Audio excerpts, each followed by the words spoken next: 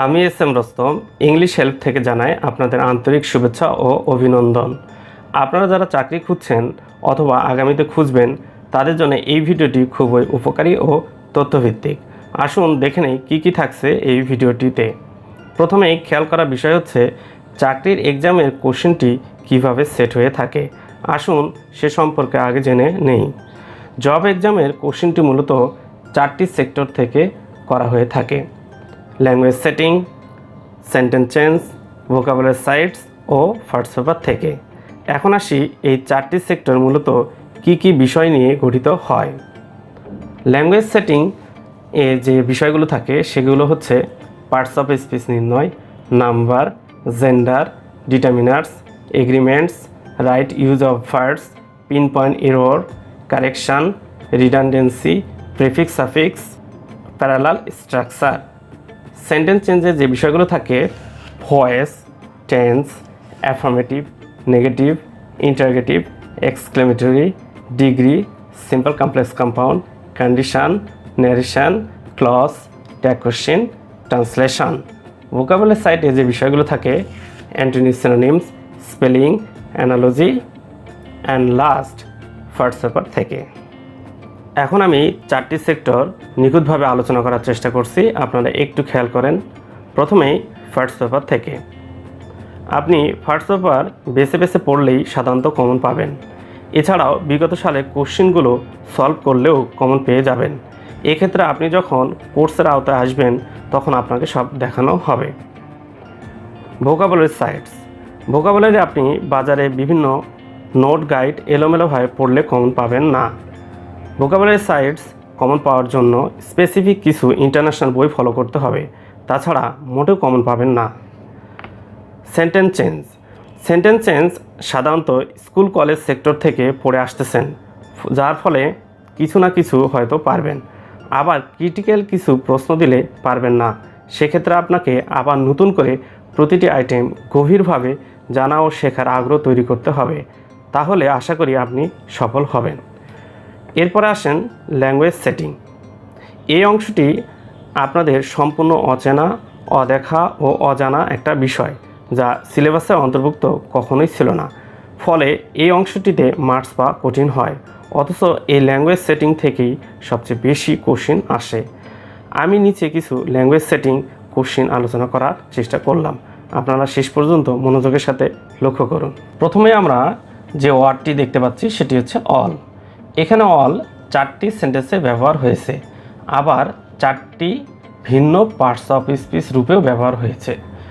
এখন আমাদের ওয়ার্ড সেটিংয়ের ক্ষেত্রে যে বিষয়টা লক্ষ্য করতে হবে সেটি হচ্ছে যে আপনি যে ওয়ার্ডটা দেখবেন সেটির বৈশিষ্ট্যও পার্টস অফ স্পিচ হতে পারে, অথবা একে ব্যবহার করা হয় কোন পার্টস অফ স্পিচে সেটিও কিন্তু খেয়াল করতে হবে। এখানে অল প্রথমটাতে আমরা দেখতে পাচ্ছি অ্যাডজেক্টিভ, দ্বিতীয়টাতে আমরা দেখতে পাচ্ছি নাউন, তৃতীয়টাতে আমরা দেখতে পাচ্ছি অ্যাডভার্ব এবং 4 নম্বরটাতে দেখতে পাচ্ছি প্রোনাউন হিসেবে ব্যবহার হয়েছে।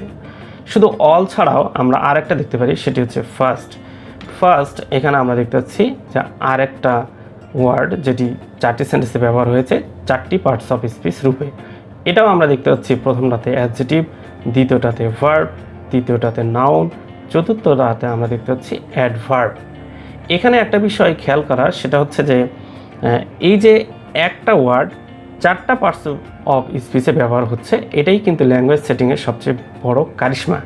আপনি দেখছেন যেটাকে যেভাবে বা চিনেন যেটাকে যেভাবে, সেটা কিন্তু সেই পার্টস অফ স্পিচে না হয়ে একই ওয়ার্ডকে নানান ধরনের পার্টস অফ স্পিচে ব্যবহার করা যায়, সেটা কিন্তু এখানে মূল বিষয় আলোচনার। তো এখন আমরা দেখতেছি শুধু অল এবং ফার্স্টই না, এখানে আরও কিছু আমরা ওয়ার্ড দেখতে পারি, যেমন বাট এখানে 4টি পার্টস অফ স্পিচে ব্যবহার হয়েছে 4টি সেন্টেন্সে। এছাড়াও আরও কিছু রয়েছে, যেমন any, down, enough, few, like, hard, hardly, since, etcetera. এই সব ওয়ার্ডগুলো আমরা যখন সেন্টেন্সে দেখি তখন এর নিজস্ব বৈশিষ্ট্য পার্টস অফ স্পিচ হতে পারে, আবার অন্য পার্টস অফ স্পিচেও ব্যবহার হতে পারে। আসল কথা হচ্ছে আমরা যখন সেন্টেন্স পড়ব বা গঠন করব তখন পার্টস অফ স্পিচ দুইভাবে চিনব বা লিখব। ফার্স্ট, তার অর্থ বৈশিষ্ট্য দেখে। সেকেন্ড, অন্যটি হচ্ছে বাক্যের ব্যবহারবিধি দেখে। এখানে যে পার্টস অফ স্পিচ হিসেবে আমরা চিনি অলকে, সেটি হচ্ছে প্রোনাউন, ফার্স্টকে অ্যাডভার্ব এবং বার্ডকে আমরা জানি কনজাংশন। কিন্তু প্রকৃতপক্ষে তার নিজস্ব বৈশিষ্ট্য ছাড়াও অন্য পার্টস অফ স্পিচে এখানে ব্যবহার হয়েছে, তার নমুনা আমরা দেখতে পাচ্ছি। এখন এগুলোকে সঠিকভাবে ব্যাখ্যার মাধ্যমে জানার চেষ্টা করব কেন এগুলো অন্য পার্টস অফ স্পিচে ব্যবহার হয়েছে। এর বিস্তারিত বিশ্লেষণ আমি দেখাচ্ছি, আপনারা একটু মনোযোগের সাথে দেখেন এবং নিজে থেকে চিন্তা করতে থাকেন যে আসলে ল্যাঙ্গুয়েজ সেটিংটা কত বিচিত্র এবং কত শৌখিন। আর এই সব বিষয় আমাদের না জানার কারণে আমাদের অনেক মার্কস খুব সহজেই হাত থেকে চলে যায়। প্রথমে অল নিয়ে আমি আলোচনা করার চেষ্টা করছি। অল প্রথমে যে সেন্টেন্সটাতে ব্যবহার হয়েছে সেটি হচ্ছে আমরা দেখতে পাচ্ছি অ্যাডজেক্টিভ। কেন হয়েছে? যে অল মেন অর্থাৎ নাউনের পূর্বে বসেছে তাই। আমি ব্যাখ্যাগুলো এখানে কালো বোল্ডের মধ্যে রেখেছি, আপনারা সেখানে দেখেও বোঝার চেষ্টা করেন এবং সেই সাথে আমি মুখেও বলছি। নাউনের পূর্বে যদি কোনো ওয়ার্ড বসে তবে তার বৈশিষ্ট্য কিন্তু অ্যাডজেক্টিভ হয়ে যায়, কারণ ওই ওয়ার্ডটা নাউনের কোনো না কোনোভাবে দোষ, গুণ, সংখ্যা, পরিমাণ এই ধরনের একটা অর্থ প্রকাশ করে, সো সেটি কিন্তু অ্যাডজেক্টিভ। সো এখানে আমরা দেখতে পাচ্ছি মেন শব্দটা নাউনের পূর্বে অল বসছে, সো এটা এখন অ্যাডজেক্টিভ হিসেবে ব্যবহার হয়েছে। পরেরটা যদি আমরা দেখি যে মাই অল, এখানে আমরা দেখতে পাচ্ছি যে পজিটিভ অর্থাৎ প্রোনাউনের তিনটা ফর্ম আছে, সাবজেক্ট, অবজেক্ট, পজিটিভ। এই পজিটিভ ফর্মের পরে যদি কোনো সিঙ্গেল ওয়ার্ড বসে থাকে তাহলে সেটা অবশ্যই নাউন হিসেবে ব্যবহার হবে। সূত্র কিন্তু এভাবে আমাকে জানতে হবে যে positive plus single word noun. তো সো এখানে আমরা দেখতে পাচ্ছি ব্যাখ্যাটাতে এভাবে আছে, পজিটিভের পর নাউন বসে। তৃতীয়টাতে যদি আমরা লক্ষ্য করি all alone, she was all alone, এখানে সিচুয়েশন প্রকাশ করেছে তাই। সিচুয়েশন কার প্রকাশ করেছে? আমরা দেখতে ভার্বের অবস্থা প্রকাশ করছে অথবা অ্যালোন অ্যাডভার্বের অবস্থা প্রকাশ করেছে। সো এখানে অলটা অবশ্যই অ্যাডভার্ব। এরপরে যদি আমরা দেখি অল অফ আস, এখানে সাবজেক্ট স্থানে বসেছে অল এবং কোনো না কোনো নাউনের পরিবর্তে। যেহেতু নাউনের পরিবর্তে এটা বসেছে, এছাড়া অন্য কোনো ওয়ার্ডকে মডিফাই করছে না, সো এটা অবশ্যই এখন প্রোনাউন। এরপরে যদি আমরা দেখি ফার্স্ট নিয়ে, ফার্স্টের ব্যাখ্যাটা দেখি প্রথমে ফার্স্ট ফ্রেন্ড। এখানে আমরা দেখতে পাচ্ছি ফ্রেন্ডটা নাউন, নাউনের পূর্বে যদি বসে কোনো ওয়ার্ড তাহলে অবশ্যই সেটি অ্যাডজেক্টিভ হয়ে যায়। আর পজিটিভের পরে যদি দুটো ওয়ার্ড পাওয়া যায় তাহলে মাঝখানেটা অ্যাডজেক্টিভ হয়, শেষেটা নাউন হয়। সেই দৃষ্টিকোণ থেকেও আমরা ফার্স্টটাকে অ্যাডজেক্টিভ বলতে পারি। এরপরেরটাতে আমরা দেখতে পাচ্ছি যে সাম উইমেন ফার্স্ট এভরি থার্সডে। এখানে আমরা দেখতে পাচ্ছি যে ভার্ব হিসেবে ব্যবহার হয়েছে ফার্স্ট। কেন হয়েছে? কারণ আমরা যদি ফার্স্টটাকে বাদ দিই তাহলে পুরো যে অংশটা পাওয়া যায় সেখানে কোনো ভার্বই পাওয়া যায় না। তাহলে ভার্ব যেহেতু পাওয়া যাচ্ছে না তাহলে ফার্স্ট নিশ্চয়ই ভার্ব। এভাবে চিন্তা করলেই আসলে এটা পাওয়া যাবে যে এটি ভার্ব হিসেবে ব্যবহার হয়েছে। পরেরটিতে যদি আমরা দেখি যে some break her fast in the evening, এখানে আমরা দেখতে পাচ্ছি হার ফার্স্ট। আমি আগেই বলেছি পজিটিভের পর সিঙ্গেল ওয়ার্ড যদি বসে তাহলে অবশ্যই সেটি নাউন হয়। সেই দৃষ্টিকোণ থেকে এটি নিঃসন্দেহে নাউন। এরপরে যদি আমরা দেখি যে রান ফার্স্ট, এখানে কিন্তু রানটাকে মডিফাই করছে ফার্স্ট। তো ফার্স্টের যে বৈশিষ্ট্য সেটি হচ্ছে অ্যাডভার্ব, এখানে প্রকৃত বৈশিষ্ট্য আমরা পেয়েছি তাই এটা নিঃসন্দেহে অ্যাডভার্ব। এরপরে যদি আমরা বাট নিয়ে আলোচনা করার চেষ্টা করি, সেটি হচ্ছে প্রথম সেন্টেন্সে none but the brave deserve the fair. এখানে আমরা দেখতে পাচ্ছি যে বাটটা উইদাউট এর মানে মিনিংটা বহন করছে। উইদাউট বসালেও যেরকম একটা অর্থ পাওয়া যায় এক্সেপ্ট অথবা ছাড়া, ঠিক তেমনই বাটের একটা সাধারণ অর্থ প্রকাশ পাচ্ছে ভেতরে। দৃশ্যত বাট কিন্তু আসলে ভেতরে মিন করতেছে উইদাউটের মতো অর্থাৎ ছাড়া। সেক্ষেত্রে এটা অবশ্যই প্রিপোজিশন এবং কোনো নাউনের পূর্বে বসে বা প্রোনাউনের পূর্বে বসে যদি অন্য কোনো ওয়ার্ডের সাথে সম্পর্ক করে দেয় তখনও কিন্তু সে ওয়ার্ডকে আমরা প্রিপোজিশন বলতে পারি।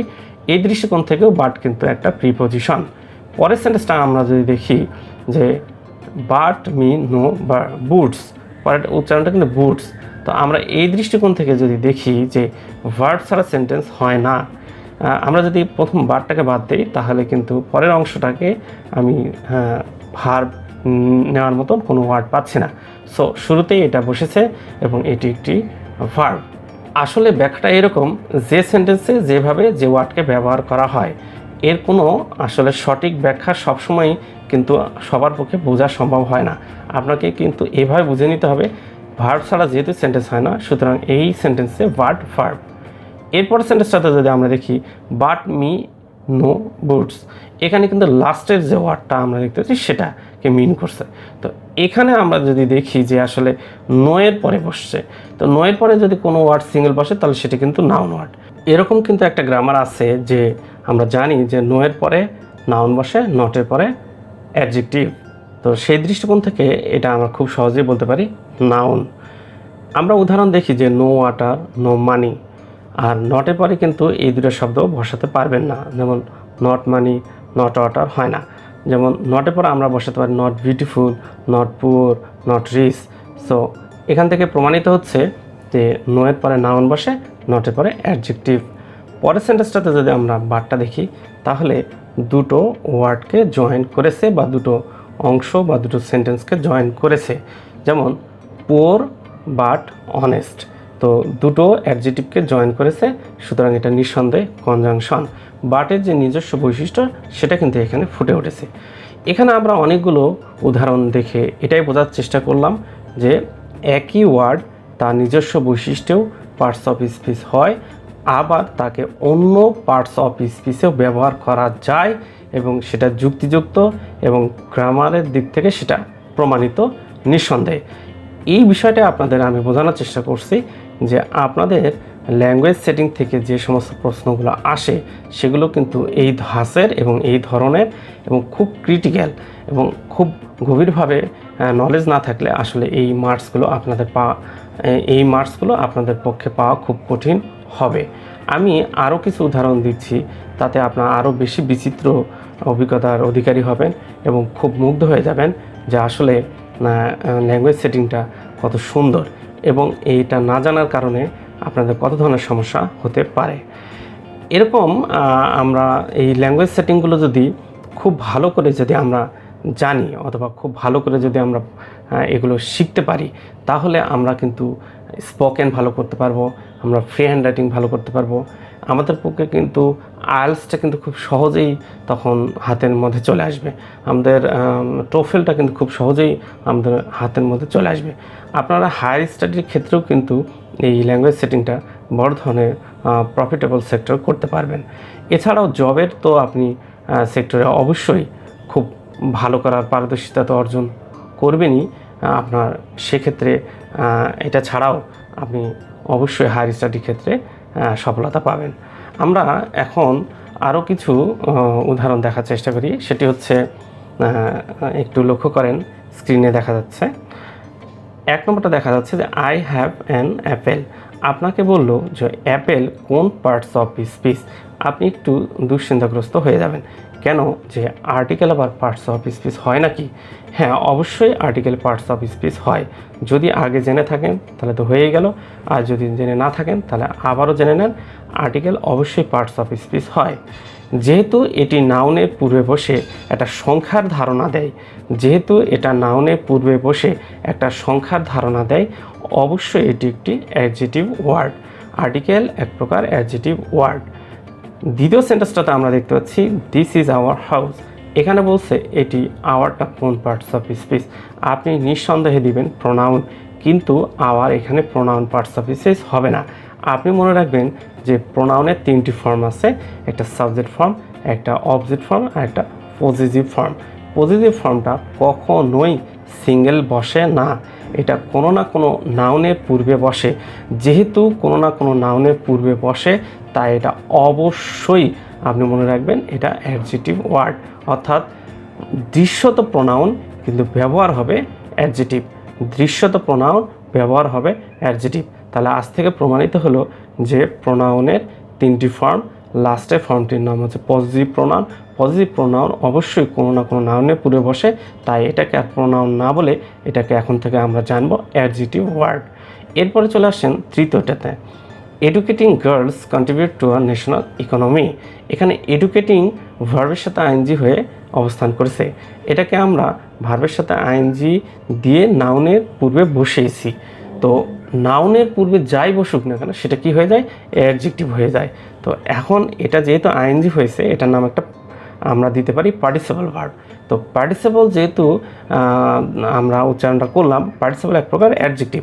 আপনি এটাকে সরাসরি অ্যাডজেক্টিভও বলতে পারেন, আবার এটাকে পার্টিসিপল বলতে পারেন, অর্থাৎ ভার্বের পার্টিসিপল। তো পার্টিসিপল শব্দটার মধ্যে অ্যাডজেক্টিভ কথাটা লুকে থাকে এবং এটা নাউনের পূর্বে বসে, তাই এটাকে আমরা পার্টিসিপল অথবা অ্যাডজেক্টিভ বলতে পারবো। এরপর চলে আসেন ওয়ানের 4 এবং 5 একটা বিচিত্র অভিজ্ঞতা আমরা এখানে নিতে পারি। সেটি হচ্ছে ওয়ান শুড, এখানে ওয়ান কিন্তু সাবজেক্ট, পরেরটা আমরা দেখতে পাচ্ছি ওয়ান পার্সন, এটাও কিন্তু সাবজেক্ট। তবে ওয়ান 4 নম্বরে একা বসে আছে। একা যেহেতু বসছে তাহলে নিশ্চয়ই কোনো নাউনের পরিবর্তে বসেছে, এছাড়া আর কোনো ওয়ার্ড এখানে নাই। সো এটা এখন প্রোনাউন অর্থে ব্যবহার হয়েছে। এটা যদি পার্টস অফ স্পিচ নির্ণয় করতে বলে তাহলে আপনি দিবেন প্রোনাউন। আর 5 নম্বরটা যদি পার্টস অফ স্পিচ নির্ণয় করতে বলে তাহলে এখন আপনি কিন্তু আর প্রোনাউন দিতে পারবেন না, কারণ এটা নাউনের পূর্বে বসে একটা সংখ্যা ধারণা দিচ্ছে। যেহেতু সংখ্যা ধারণা দিচ্ছে, দৃশ্যত প্রোনাউন হলেও বাস্তবে এটা বলতে হবে, বা সেন্টেন্স ওয়ার্ড সেটিংয়ের ক্ষেত্রে এটা হয়ে যাবে এখন অ্যাডজেক্টিভ। এরপরে চলে আসেন আই ওয়াটার দ্য প্ল্যান্ট। এটা আসলে আপনার যদি আসে তাহলে আপনি ওয়াটারটাকে কোন পার্টস অফ স্পিচ বলবেন। আপনি যদি আলাদাভাবে যদি চিন্তা করেন তাহলে এটা অর্থ পানি, অর্থাৎ এটা নামবাচক শব্দ, সুতরাং নাউন। কিন্তু আপনি যদি ওয়াটারটাকে একটু চিন্তা করেন যে ওয়াটার বাদ দিলে পুরো অংশটা আর সেন্টেন্স পাওয়া যাচ্ছে না, তাহলে এই ওয়াটারটা নিঃসন্দেহে ভার্ব। সুতরাং এই সেন্টেন্সে ওয়াটার ভার্ব হিসেবে ব্যবহার করা হয়েছে। এরপরে চলে আসেন প্লান্টিং ট্রিজ। প্লান্টিং ট্রিজ যখন আমি বলছি তখন কিন্তু আমি ইজ নেব না আর নেব। আপনি একটু গেস করেন যে আসলে আমি ইজ দিয়ে করব না আর দিয়ে করব। যেহেতু ট্রিজ আছে, আপনি প্লান্টিংটাকে বাদ দেন। Trees are very helpful for environment, আপনি কিন্তু তখন আর ইউজ করবেন। প্লান্টিং ট্রিজ তখনও কি আর ইউজ করবেন না, কখনোই না। আপনি যদি সাবজেক্ট অংশে কোনো নাউনের পূর্বে ভার্বের সাথে আইএনজি পান, আবার বলছি, আপনি যদি সাবজেক্ট অংশে নাউনের পূর্বে ভার্বের সাথে আইএনজি পান, তাহলে সেই নাউনটা সিঙ্গুলার প্লুরাল যাই থাক না কেন আপনাকে অবশ্যই ভার্বটাকে সিঙ্গুলার ফর্ম দিয়ে করতে হবে। অর্থাৎ এখানে আর প্লুরাল, ইজ হলো সিঙ্গুলার, আপনি আর নিতে পারবেন না, যেহেতু এটাকে পার্টিসিপল সাবজেক্ট হিসাবে আমরা দেখতে পাচ্ছি। সো এটা আপনার সিঙ্গুলার ভার্ব দিয়ে হবে। অ্যান্সারটা দাঁড়াবে planting trees is very helpful for environment. এরপর চলে আসেন rice is eaten by me. এখানে ইটেনটাকে পার্টস অফ স্পিচ করতে বলো, আপনি কিন্তু খুব সহজেই এটা দিবেন ভার্ব, কিন্তু আসলে এটা ভার্ব না, এটি অ্যাডজেক্টিভ। আপনি মনে রাখবেন এখানে আমি দুটো সূত্র দিয়ে আপনাকে প্রমাণ করার চেষ্টা করতেছি। ভার্বের 3টা form, present, past, past participle.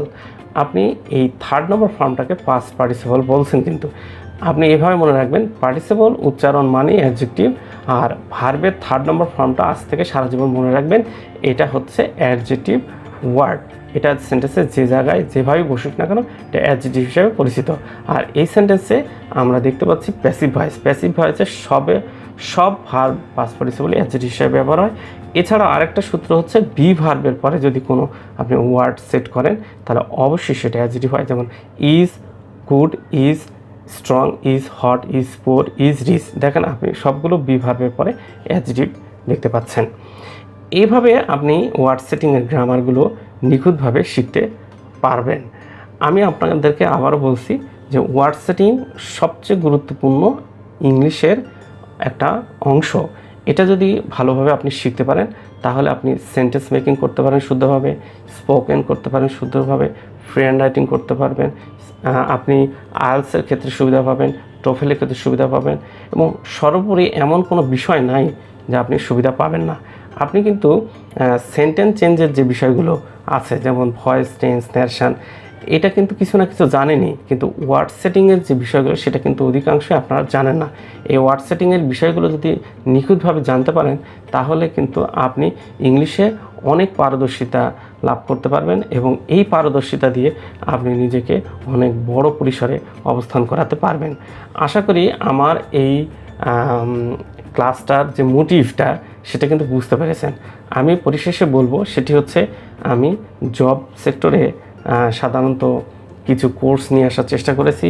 আপনারা বিসিএস, ব্যাংক, প্রাইমারি, নিবন্ধন, এছাড়াও আপনি সরকারি বেসরকারি যত ধরনের আপনাদের জব সেক্টর রয়েছে, এই পরীক্ষার যদি আপনি নিজেকে প্রস্তুতি করতে চান তাহলে অবশ্যই আমার কোর্সের আওতায় আসুন। আমি আপনাদেরকে সেন্টেন্স চেঞ্জ বলেন, ল্যাঙ্গুয়েজ সেটিং বলেন, ভোকাবুলারি সাইট বলেন, ফার্স্ট পেপার সাইট বলেন, এমন কোনো অংশ নেই যে বাকি রাখবো। ছোট্ট কোর্সের আওতায় নিখুঁতভাবে শেষ করে দেব, যাতে আপনি আপনার চাকরির সফলতা সহ ব্যক্তি জীবনে ভালো অবস্থানে দাঁড়াতে পারেন ইনশাআল্লাহ। এই ছিল মোটামুটি আজকের ক্লাসে আলোচ্য বিষয়। যদি আপনাদের ভালো লাগে তাহলে অবশ্যই আমাকে জানাবেন এবং আমি আপনাদের সাথেই থাকব। Thank you.